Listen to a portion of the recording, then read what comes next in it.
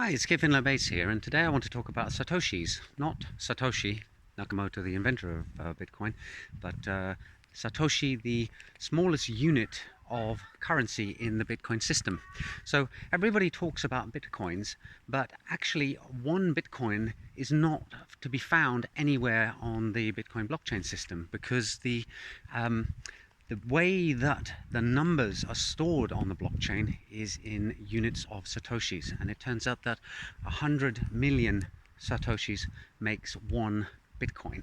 So when you see a report that says that there can only ever be 21 million Bitcoins, actually it's the case that there can only be 21 million times 100 million satoshis. And this solves a problem of, well, if there can only be 21 million Bitcoins, how can everybody get their hands on one? And the answer there, of course, is no, you can't, because the world's population is too big.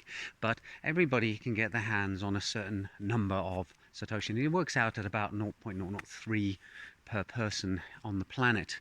I think this is kind of interesting, because I was reading about stocks, namely that you can't go and buy fractions of stocks on the major stock exchanges, but it turns out that there are convenient intermediaries who will buy whole numbers of stocks and then will sell fractions of stocks to people who want to buy into a company where the individual stock price is too high for them to buy a whole unit.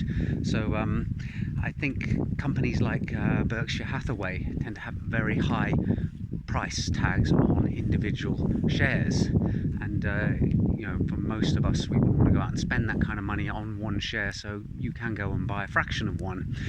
But of course, being intermediaries, they charge an extra fee for the service. That's always the case.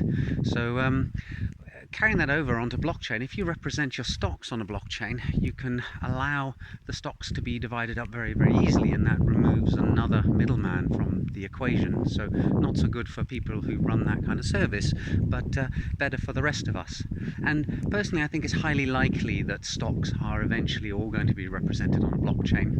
It makes sense, because then you actually have true ownership of your stock, and you can actually trade it without having to involve a stock market. You can have person-to-person trading rather than having to do it through a brokerage and then through a stock exchange, which again ultimately should reduce costs. So just a few thoughts there on the divisibility of cryptocurrencies and how they might carry over onto traditional stocks and shares. Hope you found that interesting. See you in the next video soon. Bye for now.